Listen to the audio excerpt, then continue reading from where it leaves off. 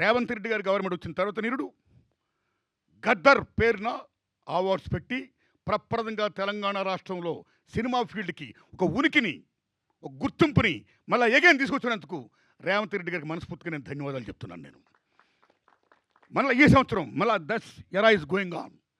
గద్దర్ పేరు పెట్టడం అనేది నిజంగా salute salute salute. Gaddar is a legend, ఒక ప్రజాకవి. Is like Paul Robeson, one of the best communicator in the world. ఏమి గద్దరు, ఏమి ఆటగాడు, ఏమి పాటగాడు, ఏమి రచయిత, ఏమి గద్దర్, ఎంతమందిని ఇన్ఫ్లుయెన్స్ చేశాడు సినిమా ఫీల్డ్లో. ఒక ఎన్టీఆర్ ఏఎన్ఆర్ లాగా.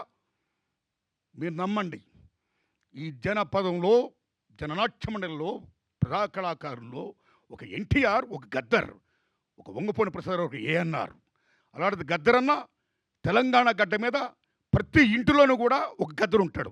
ఇందాక టవల్ వేసుకుంటే ఎర్ర టవల్ వేసుకుంటేనా ఎంత విషయం అంటే, తెలంగాణ రాష్ట్ర ప్రభుత్వాన్ని మనస్ఫూర్తిగా అప్రిషియేట్ చేసేది ఏంటంటే, గద్దరన్న పేరుని పెట్టి అవార్డులు ఇవ్వడం అనేది నిజంగా సెల్యూట్ ది తెలంగాణ గవర్నమెంట్.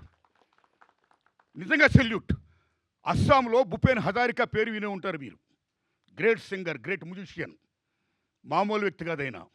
మీరు నమ్మని మిత్రులారా, అస్సాంలో గవర్నమెంట్ ఆఫీస్లో మహాత్మా గాంధీ బొమ్మ పెడితే పక్కన భూపేన్ హజారికా బొమ్మ పెడతారు. అంత వాల్యూ ఇస్తారు భూపేన్ హజారికాకి. ఇన్ అస్సాం ఈ singer, is music director, is writer, lyricist.